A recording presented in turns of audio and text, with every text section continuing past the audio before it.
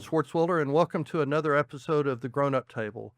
Today, we're going to be talking about philanthropy and how it's changed over the years and what the future is. So let's set the table for this. You know, if you look, the federal government, state government, other sources, large corporations have been essential for providing kind of a safety net for so many people. That seems to be drifting with the change in administration and kind of the attitudes out there. On the flip side, you have a lot of despair, you have increasing inflation, you have unemployment, and so there seems to be even more of a need for someone to help. In between there, the plug has been philanthropy, charity, but that seems to be changing as well. And so today I want to explore kind of the need for philanthropy, how it's changed, and then what it could mean for the safety net for society.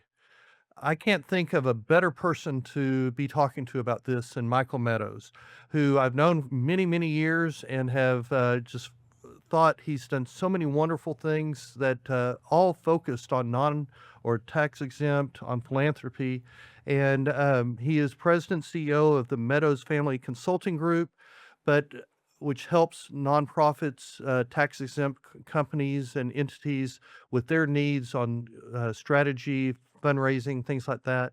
But I think more interesting to me is that he has served in a leadership capacity in a whole host of charities, from being acting CEO of the Dallas Zoo to he's now interim CEO of the Dallas Children's Theater, was acting CEO of the Dallas Historical Society, and it goes on. I think you've been on the boards of what, 40 plus 40 boards? plus, So yeah. you've seen charities, you've seen philanthropies from small to large and how they've interacted. So welcome to the Grown Up Table. Thank you. Thank you for being here. Glad to be So here. let's start with kind of a way to kind of couch this of tell me how you've kind of seen philanthropy and charities kind of change over the years. Sure. Well, I think there's been a lot of changes, just like there has been in society. When I first started in philanthropy, it was it was because of a bad real estate market. I was supposed to be in real estate development, and that was 1986 in Austin, Oh, and you can yeah. figure out how that went. So I ended up going over to help start a phone-a-thon for the University of Texas at Austin. Sorry about that. Yeah, that's Yeah, I know, unfortunate. I know, I know. I'm going to talk to my Aggie friend Hopefully you here. only have So. one failure in your life and that was it. Yeah, But exactly. but anyway, Well, I mean, 3 generations of Longhorns, and now I've got a daughter who's going to A&M, so, I'm having to learn. eventually something positive happens Yeah, to everyone. exactly. So So I'm having to learn to deal with that. So, fantastic. yeah, told her the scholarship, though, ends if she ever says TU in my house. So, Oh, really? yeah, Wow. but other than But that, horns down is okay. no, it's not in our No. house. Oh, okay. Anyway, all right, enough of this. But anyway, I mean, what was interesting, and I don't know if it was like this at A&M, but this was '86, and UT Austin had never had an annual fund. Really? Yeah, I mean, they were raising $32 million a year, I think, at the time, according to CASE, which is Council for the Advancement and Support of Education. And so our job was then to start trying to get alumni to actually give back to their colleges. Now, the business school, you could figure the business school and the law school already had those kind of programs, but the others didn't. And so I feel like I entered the dark ages of philanthropy, because here's one of the largest universities in the country, and yet they didn't even have an annual giving program in 1986, and we're asking their alumni to give for the very first time. So, That is amazing. and I think, that's probably where I would say my first observation is that back then, tax-supported institutions got the majority of their funding from the taxing entities, from the government. Right. And as time went on, and the sale, and I think this was the same sale for Texas A&M, it was the same sale for UT Austin or UT Southwestern, was, the state, and federal funds are used to run this organization, but it's philanthropy that provides that margin of excellence. So if we want our university to be top flight, then we have to depend on our alumni or other donors to take us to the next level. As time has gone on, I don't think it depends on which organization you're a part of. That amount of government funding has been going down and down, and part of that has been driven by our absolute, um, uh, passion for lower taxes. Mhm. Um, and I mean, you're seeing it in your public schools. You're seeing now public schools, DISDs having to raise money just for basic programming. So I think that has created more of a focus on the need for philanthropy. And, then let's also not lose sight of the fact that, we've started to have a lot more foundations that have been created because we got a lot of people who are making more money than they've ever made before. The wealth difference between those who are Very killing true. it and those who are struggling has just widened over time. And thankfully, this has always been a pretty generous country, and so people have been creating foundations to try and you know uh, provide solutions, provide support to organizations that are helping populations that that particular donor may have cared a lot about. But in a way, I almost see that what you're describing as potentially a negative when you have such concentration of giving from like the government Oh, or to foundations. What I've seen in the last couple of years is that they also dictate policy and politics and kind of, I don't hate to say meddle, but they have definite influence into how things are run and what charity really is. yeah, there's no question that that's true. But I think that's happening. I mean, just look at Congress and look at our state and federal government. I mean, it's being increasingly driven by that less than the one percenters and Right. what their agendas are, and the I guess if there's any counter to all of that, it's that a whole lot of those people who have become billionaires started off as dirt poor. Mhm. And so you hope that they bring that, working class understanding what it's like to live like that. And if they're going to be philanthropists, that they're sensitive to that. I had the privilege of serving on a foundation board for uh, uh, a guy who's been a very successful real estate developer and banker, and he is consistently given specifically to help students who are first time college students who could not have afforded to come. And so he's been a big supporter of the Dallas Community College system. He provides scholarships all around the state. uh, you know he'd be the first one to go over and support UT Southwestern or Parkland Mhm. in things that are related to helping the poor. And so I think, uh, I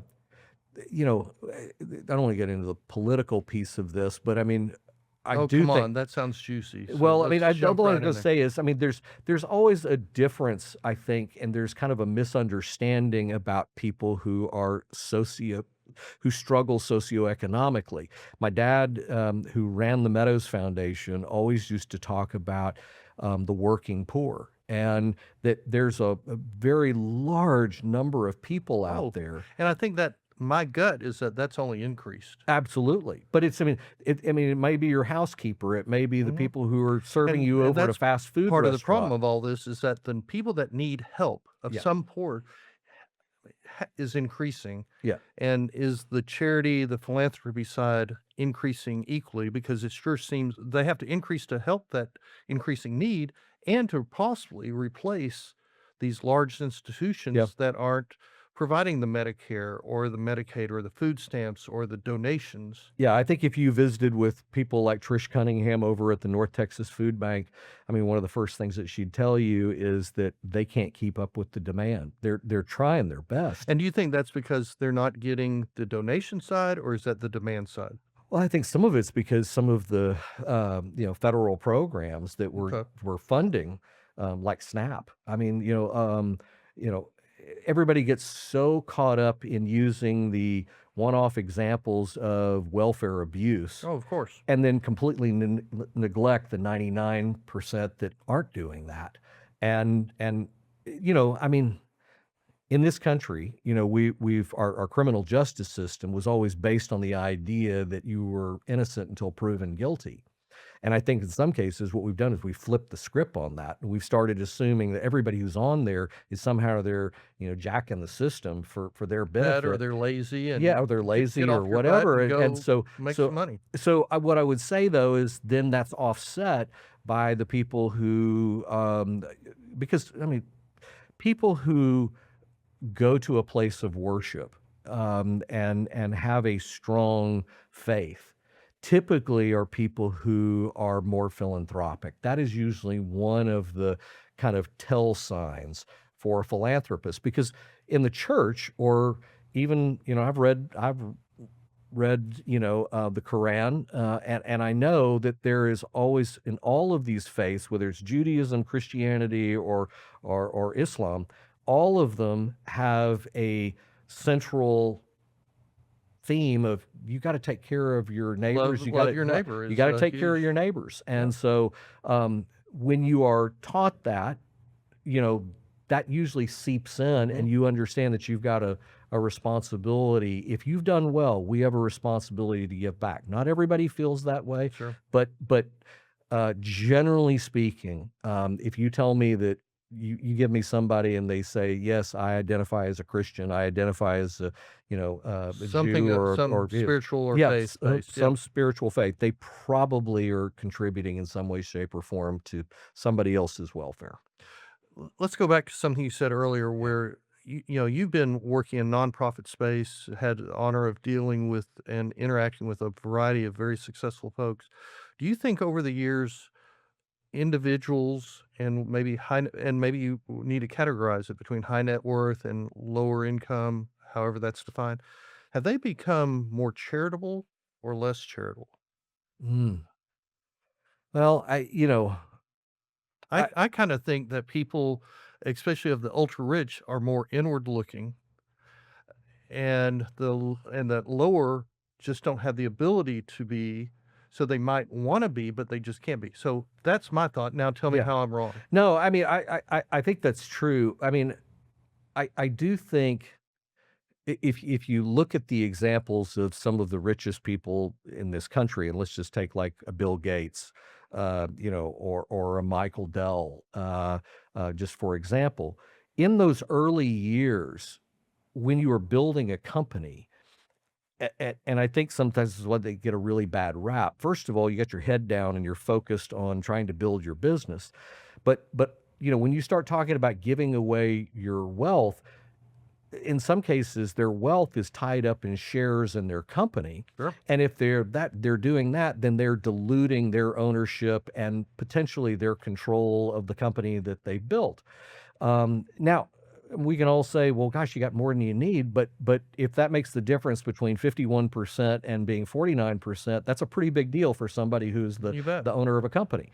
So, I don't think it's really any surprise that a lot of times it gets to where, people have made all of this money, and then all of a sudden they start to look back and they go, and I've seen this a lot, where people are just like, I got everything I need, I can buy anything I want, and I'm not happy. Hmm. And I think what happens is that people over time in their own search for meaning start to realize that sometimes the greatest joy comes from doing things for other people and sharing your resources. And but that's not something that's a young man, young woman's game. I mean, it's because when you're building a business, that's not where your head's at. But do you have to wait till you're 60, 70 years old to really do that? Because, it seems like you might not be able to give the huge dollar amounts, but you can definitely provide assistance through that. I think that's true, and I mean, some generations are more generous than others. I mean, I was, in anticipation of this, I was doing a little bit of research to kinda say, Wow, this yeah. is one of my first guests to actually research, so this is kind of neat. Let's see where this goes. Well, what's interesting is if you look at, and I'm gonna reference them a lot, Giving USA is, puts out an annual survey, Okay. and they have it's just a wealth of information on how philanthropy works across this country, which, by the way, at the end of 2024, there was $592 billion that went into philanthropic organizations or tax-exempt organizations. That's a huge amount Huge of money. amount, yeah. But if you look at it, in 2015, and this will make perfect sense, Gen Z made up 0% of that giving total. As of 2024, they're now 12%. Um, the millennials have always kind of in their lifetime generally been very cause focused, and so they often get compared sometimes to the baby boomers in that respect. Okay. But now, I mean, the back in 2015, they were still at 18%.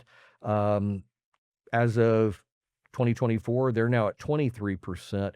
Interestingly enough, Gen X has dropped to 19% in 2024, but then baby boomers are at 46%. Hmm. So that whole piece kind of flies in the face. Why wouldn't Gen X be, meaningfully ahead of the millennials? Because they've certainly got more money at this particular time. But yet the millennials have pretty consistently, in fact, actually, if you go back, I mean, since really pre-pandemic, they've been out giving the generation ahead of them. And so help me out with why you think that is the case. I Is it kind of through their experiences, or the different, whether it's going through COVID or going through other financial downfalls, or what I'm do you sure think? that's part of it, but I mean, I would just say to you that based on my experience, the millennials have been a little bit more cause focused, idealistic, um, in a way that perhaps the Gen Xers just haven't been. Hmm. Um, so I'd have to we'd have to get a different study to find all of that stuff out. But Mm. what I will tell you, and I think this may be helpful information because we're talking about the big donors, Bank of America and the Lilly School of Philanthropy at Indiana University every couple of years does a survey of affluent donors. And the number one reason, and it's almost 70% that people give, is a reflection of their personal values and beliefs. Um, the and a lot of times I think sometimes we think, well, maybe it was because who's asking them. Um, a compelling pitch was only 11%. Hmm. Endorsement or pressure from your social circle, that was 9%. Really? Yeah. Which That's a little surprising, isn't yeah, it? I mean, I was kind of blown away with that. But Do you think people are more focused on a particular cause? You kind of alluded to it earlier, so that, yes, I might want to give, but only to this narrow slice. yes, And so you've got to be associated with that to hit them up and match that. And if 100%. not, then you've missed that window, Yeah. and I'm not giving. Well, because what I was going to say, the number two on the list at 60% was interest in the issue area. Okay. So That's huge. yeah. 60%. Yeah, and then Majority third on of it. that list was recognizable or reputable nonprofits. So, I mean, I think, you know, to our off-camera discussion, I mean, I think some of this is driven by, first of all, it's driven by what do you personally believe and what do you personally value and your personal experiences. Second, do you have an interest in that particular area? And I think that's one of the big things I've noticed in philanthropy is that it's driven by the stage of life you're in. And so, you and I compared ages. I'm at the very end of the baby boom Right. generation. So I am in the middle. I've got a 21-year-old daughter and I have 87-year-old parents. So I am in the process of caring for both of those, Yep. those family members, both sets of those family members. And we're getting to an age where we have to worry about kinda, I hate to say it, end of life, and Absolutely. or end of functional life, Yeah. so So it becomes a challenge. So if I think about where my personal philanthropy goes, I mean, or the thoughts, if I was to create a foundation, I wish I had the money to do that, but if I had one, I'm very much aware of the shortage of really great elder care that's out there. Yep. and I'm also very much aware of how expensive it is for people to go to college. Yeah, very Okay. much. Now, the things that Amy and I are most interested in, well, right now is probably things like the arts and supporting our alma mater or supporting the causes that our friends are involved with. Yeah, Of course, animals are always going to be a big always good. interest of mine, but From the zoo and all. So but yeah, let's move. We talked about financial aspects of charity, but I think charities have other challenges in my mind. And again, I'm going to throw out my perception, and then, yeah. I think there's Is this the part where you insult all nonprofits? Yeah. exactly, and Okay. I try to make as many enemies through this as I can, and my wife says I'm doing a fantastic job, but it's like it does seem like there is more folks that worry about charities as far as their transparency and their trustfulness. That do you think that's the case? And then the other would be, and it might work hand in hand, is that are these charities achieving in a most cost effective and optimal way their goal? Because if they're not, then again that kind of hurts their transparency and hurts the trust that society has for them. Yeah. And is that truly an issue, or is that just a perception, or am I just completely wrong? I'd Well, prefer you say I'm not completely no, wrong, but I'm not. I you would go not with say you're completely wrong. just I just, partially. Okay. but I would say this that um, we need to be very careful because I think what happens, and to some extent, we're seeing it in every walk of life. Whether we're talking about politicians Mhm. or anything, it's like if you see somebody who does something, the media is really good at creating the doom scrolls. And the media is also very good at, reporting on fraud or ethical breaches, et cetera. And I think what happens then is that tends to get to be the storyline Sure. as opposed to the 99% that are doing it all right and doing it well. And so I would say there have been some very high profile bad behavior by some executives or nonprofit organizations.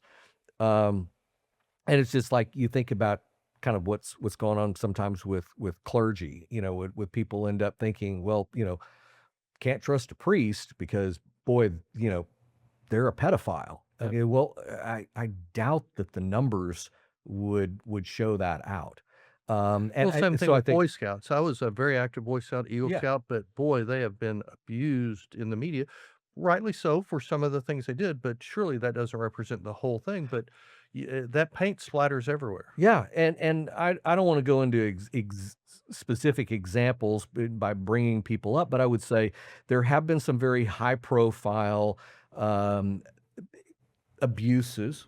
And then, of course, Congress gets involved, or the Sure. state AG does. But I would say, on the whole, and having worked with so many nonprofit organizations, one, I would say, if you've seen one nonprofit, you've seen one nonprofit. They're all unique. They all, yeah, and it depends on who the leaders are. Um, you know, in general, the people who go to work for tax-exempt organizations understand that part of their paycheck is coming from the satisfaction of doing good for others, and that means that they are subsidizing, part of their salary comes in the feelings you get to have when you go home at night feeling that you didn't take anything from anybody and that you were trying to make the world a little better place. And I Do would you s think generally, sorry Yeah, to go ahead, interrupt, no, but it's okay. do you think those employees, because I see so much sadness out there, do all those uh, individuals that work for nonprofits, do you think they still go home thinking they've made a difference and the joy justifies that? Or Absolutely. you I think that's still the case? Yeah, Because but I it think just there's seems like there's so much negativity and such need that would just wear me down. yeah. And maybe that's why I'm not a nonprofit.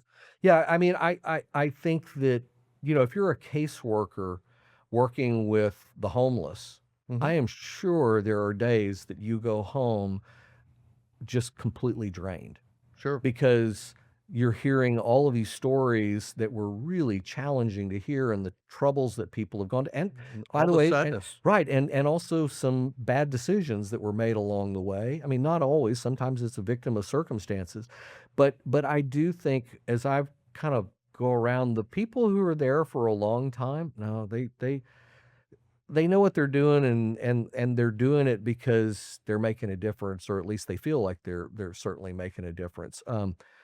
I will also say this too, and we kind of talked about this, before we got started here.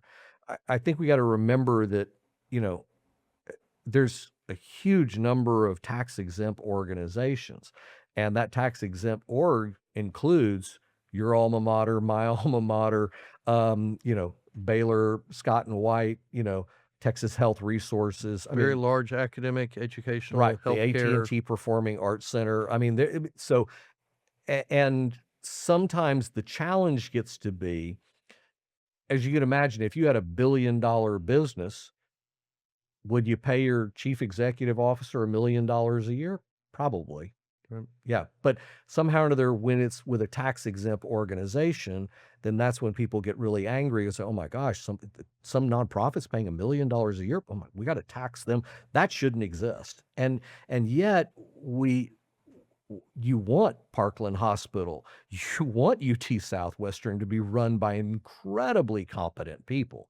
And so to get the best of the best, how do you do that? You got to give them a compensation package that is attractive. It may not be what it could have been if they were running a pharmaceutical company, or some other for-profit enterprise, but Enough where they'll stay with that. But yeah. that's where you talk about percentages, and you probably know the numbers well. I Hell, know we're you paying know. college coaches $16 million a year, And and you're going to sometimes get not this even. because somebody's going to give $3 million to a university president. I'm sorry, your priorities are Yeah. wrong.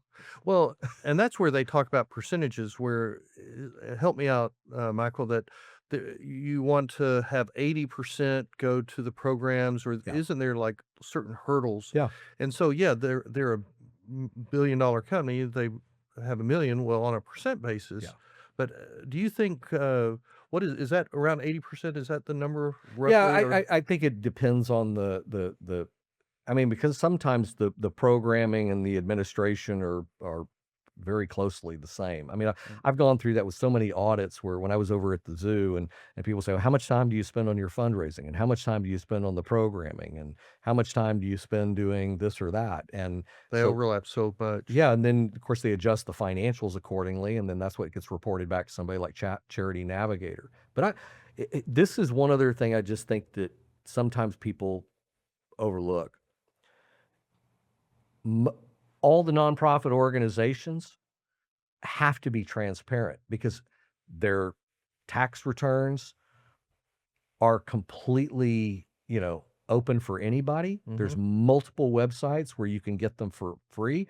You could go and look at any of the places I've ever worked and find out, well, with the exception of one publicly traded company that I worked for when I had time over as an investment advisor. I mean, all the rest of the time, if I was in a top 5 position, you can know exactly how much I made every year, you know, and you can find exactly how much we spent on all that. You think about publicly traded companies and nonprofit organizations from a reporting and disclosure and transparency standpoint, uh, pretty much have a lot of similarities. It's but you can't be a tax-exempt organization and operate like a private company. Those are the ones that get in trouble. Right. You mentioned that if you've seen one nonprofit, you've seen one nonprofit, Yeah, meaning that they all have unique yeah, traits. But you've just mentioned something that is kind of universal, be transparent. yeah. What are some other kind of best practice or your experience being on so many boards and some of the challenges they've had, some of the mistakes they've made that you kind of see consistently, and some of the better practices that some of these charities have done? Yeah. Anything that Well, kind there's of a jumps a out long on? list of best practices. I think and it kinda depends upon the life cycle of the organization because, sometimes, uh, there's some common things that you see when you've got a brand new nonprofit that's been founded, because usually the founder doesn't take a paycheck. And they're doing it out of a real passion for the cause, and usually that came as a result of some type of aha moment for them or some type of personal crisis. I mean, I can't tell you the number of nonprofits that have been created in response to the passing of a child. Yep. Sure. And whether it's the disease, and I know you'd asked me a little earlier about some of the duplication, all of it. I think that's sometimes what happens is that people, It does seem like everyone needs to have their own charity when in reality, it seems like, in my little humble opinion, that all that admin, all that structure has already been created elsewhere, but by gosh, they want to support their child or their cause. And so yeah, there's a lot of that duplication out there, yeah, which then speaks to, is that the best model because you don't have the critical mass? So what's going to happen 5 years from now, especially in some of these cases where you're not getting a salary? At some point, you just wear out, yeah, and then what happens? yeah. Well, and generally, what happens, they fold in with a larger organization. But yeah, it's funny the mergers. I think that that would be one of the things, and I know Dallas has been really working on it. There's a Better Together fund, where some donors have come together to create a fund that helps fund the investigation, and facilitation of mergers, between nonprofits Okay. that are doing similar stuff. If I'm honest with you about all of this, I think that most of the mergers don't happen unless one of the organizations is in a state of crisis. Um, you know, but To me, I that seems because that to me, that seems because the ego of the board or the founder, and by God, they wanna have their own thing. well, I think there's elements of that, but I mean, I think on the flip side, there's plenty of companies that are all trying to produce the same products and they're competing out there in the marketplace, and I think But that's generally. different between capitalism and kinda Yeah, nonprofit but altruism. I would say this, that and if there's one observation I have more than any other of the sector that I've worked for, it's that, um, when you start a business, as a business person, there is always an exit strategy, okay? Correct? Okay. That doesn't exist in the nonprofit world. There is no exit strategy, There's and just a that's belief that it's gonna go well, forever and think ever. about how many nonprofits have gone out there and they've addressed the problem that they were supposed to solve, and then they just changed their focus a little bit. Because what's happened is they built this giant group of donors, they built this giant group of support, and yes, people are getting paid well, and so they move on to something different. And so like I said, the M&A piece is not a natural thought for any nonprofit No, organization. And, yeah, to stop there because I don't wanna put other people's names out there, but sure. I think about how many causes there are that are around the eradication of a particular disease, and my question to you would be, if they achieve that, how quickly do we expect that they would actually shut down? I had a business school professor talking about, how there's and follow the concept, not the number, but like 1,000 hospitals that do heart transplant because they can go raise money for heart transplant. But the mortality rate on those that just do 1 or 2 a year is huge Yeah, because they don't have that critical, uh, mass experience, and so his point is there should be 5, and centers of excellence that do a lot, know how to do it, and do it better, yeah. and so that's what I always think about. Obviously, that's not the huge charities, but all these little charities, should you not be a little larger so you can truly be a center of excellence on your marketing, on your performance of your what you're trying to achieve? Absolutely, but some of it's also about the service and the demands of the community. I mean, how many small towns in Texas, want to have an extension, or let's just say a medium-sized town where they want to have, you know, a Texas A&M extension there, or a Texas University of Texas, or Texas Tech, Mhm.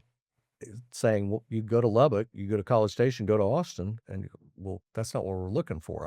I want that here because it creates economic generate You bet. development in my Community opinion. pride, you wanna have your own, Absolutely. but maybe But then the question is, can you afford it? yep, You know, can you and your local taxpayers pay the cost to do that, or do you have the philanthropist to make it happen?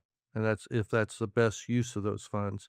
Another aspect of the whole charity and philanthropy is volunteers. Yeah. Have you seen the n to me, it seems like fewer folks are volunteering, maybe because it's harder, they have to work harder. Do you see that? Because if you lose that engine, yeah, money's important, but, time, walking the street, doing the work is so important. Yeah. What do you see in the volunteer world? Oh boy. So I would say they're probably well, I mean, we've had huge shifts. I mean, you think about how many couples do you know that are married where one of them doesn't work? Mhm. Not very many anymore. And so that then reduces the amount of availability. And so the time that people have to volunteer tends to be concentrated on weekends and evenings. Right. Well, there's a whole group of nonprofits out there that's like, well, that's not going to work very well for us. I don't need volunteers from 7 o'clock in the evening until, midnight. Yep. I need them, 9 to 5. So there's that element. But I also think that what I've seen among and the smaller nonprofits, I think volunteerism is still very much alive and well and very much needed. But in some of the larger organizations, given the dynamic I just laid out for you, and I'll just like Dallas Children's Theater. I mean, where did we use most of our volunteers? Well, they were coming to work our shows and act as ushers and greeters. Okay. But when our shows are at A matinee a or something. matinee on a weekday, there aren't a whole lot of people that can go and do that. And I think Junior League could probably speak to this better than anybody about the change that they've seen in their volunteerism and when are people available. And so I think some of it's been about availability of volunteers. I also think there's probably an aspect of was I getting a meaningful opportunity to volunteer, Right. or was I just kind of am I doing the filing and others things that don't aren't Are you getting are satisfaction? you getting any satisfaction out of it? So But how I mean, but I will say the statistics show that the Gen Zers are actually starting to come out and be more interested in volunteering. So I think the two things that you see, it's usually people who have available time, and that's gonna be people who are retired, and then people, who are probably early on and they don't have, full-time jobs that they've gotta take care of or families that they've gotta worry about. That's generally when I kinda see the availability of it. So let me just say one other thing too, though, please. just in general on philanthropy, and I think this is probably the trend that most of my peers, friends in this space would talk about, which is there are and Giving USA has reported on this as well. While the amount of money that is being given to tax-exempt orgs, nonprofit organizations has increased, um, it has not increased as fast as it was, and the other piece of it is that the number of donors has been shrinking. So now what increasingly you see is and I can just think of the organizations that I've worked with and the boards I've been on, is that there's a whole bunch of donors that are doing I should say a whole bunch. There is a There's more number of concentration. yeah, there's more just like the wealth in this country. So it's Yep. like the number of 50,000 to $200,000 a year, annual gift donors has greatly expanded. But those $250 to $5,000 donors, that pool has shrunk. And I don't know exactly why that is, but I know that it's been going on for some time. I think one of the challenges that exists is that we have got at least 4 active generations Uh, and because of all the technological disruption that has taken place, you've got one generation who has never known, life without an iPhone. And then you've got a generation that had to learn in baby boomers and Gen Zers who had to learn to adapt to it. And so why is that important? Well, the answer is in the old days, we would call people on the telephone, do the phonathon. Right. You would send them direct mail piece, or you'd go and do a person, in-face solicitation. That was pretty much your options for asking for a gift. Now you got social media, you've got email, we've got text messages, we've still got the other things, but nobody actually no n very few people do phonathons anymore because everybody's got voicemail and they'll let everything roll into Right. that, so we No ignore one that. has a home phone. You've got to No one get has the a cell home phone. phone, right? So, and it's interesting because one of the things that Giving USA did was actually start to look at generationally who responds to what. And so I don't want to go into all that detail, but what I'll simply say is, there are generations that are going to be more inclined to respond to an email or the the Sure. the the, the direct mail piece. Yeah. Okay. But it's interestingly enough, they may not respond to the direct mail piece by using the direct mail, envelope and card. They go online and then make their gift. But if you look at like millennials and Gen Zs, they're doing most of it through their phone, whereas, the other 2 generations tend to, particularly baby boomers, tend to do it on their own desktop, or do it through the website. Whereas, I mean, a lot of the Gen Zers are doing things, on, you know, electronic platforms. Oh, clearly. The other piece on all of this is how do you reach those audiences? And so again, back then, there weren't many options. Now there's so many, and it's gonna skew which one to use skews by generation. And I remember asking a class of students, it was the MA, what they call the Mamba program at SMU, which is the master's in arts as well as the, MBA. Okay. And so it kind of teaches you how to be a good business person in the arts. And I asked him, I said, "So if I want your attention, how do I get it?" And it was Instagram and TikTok. I know very few people our age who even have TikTok. There's a Mhm. handful of them. Okay. And know how to use it. But So but where do we spend most of our time? I mean, the old person's, or the older generations, social media now, Facebook. But my kids who are a millennial and a Gen Z would say that's not for them, so they've basically left that. So now it's like I've gotta if I'm a nonprofit, if I want to attract all the people out there who could potentially give to me, I've gotta be on TikTok, Instagram, Facebook, LinkedIn, and I have no assurance that any of them are gonna work very well.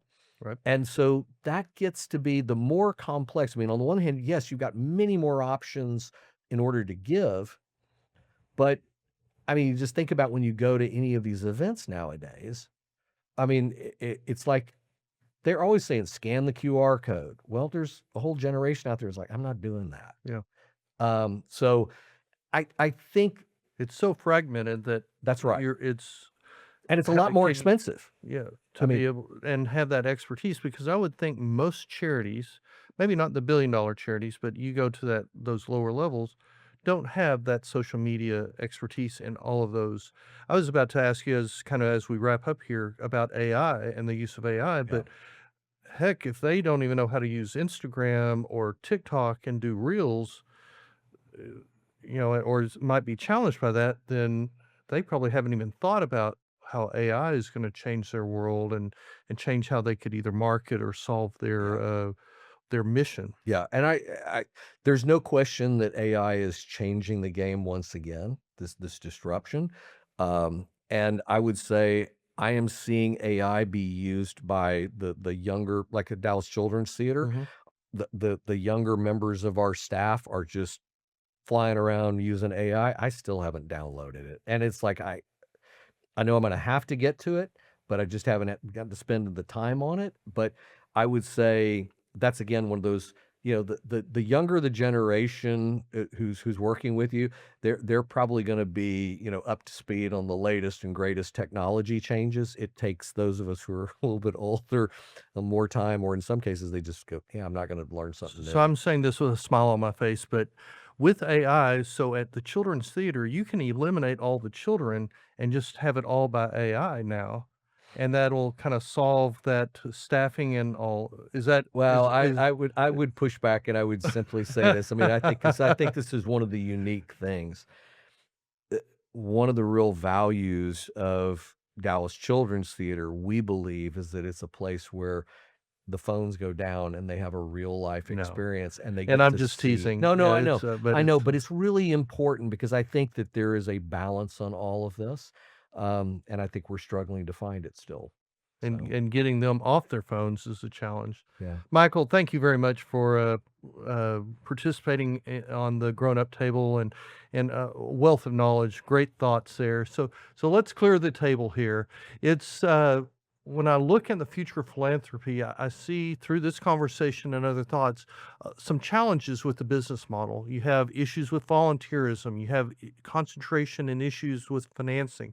At the same time, you have such needs out there in the economy that are not being met through historical means. So the need for philanthropy and charities to really step up and help are clearly there. But are they able to handle the evolution of the individual and kind of the whole socioeconomic kind of causes out there? Time will tell. So thank you very much for participating. If you like what you hear, please share it with other individuals. Go to our YouTube channel, sign up.